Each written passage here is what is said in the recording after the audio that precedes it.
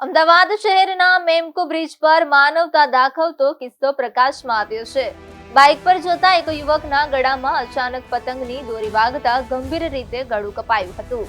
આ ઘટનામાં યુવક લોહીલુહાણ હાલતમાં માર્ગ પર અટવાઈ ગયો હતો, ત્યારે ત્યાં હાજર પોલીસ કોન્સ્ટેબલે તાત્કાલિક 108ની રાહ જોયા વગર નજીકની હોસ્પિટલમાં પોતાના બાઇક પર બેસાડીને લઈ ગયા હતા।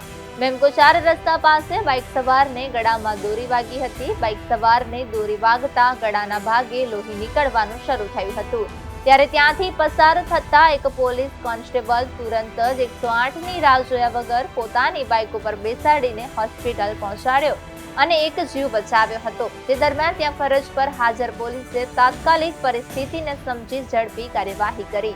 પતંગની દોરી વાગવાના કારણે યુવકના ગળાના ભાગે અંદાજે 20 ટાંકા આવ્યા છે।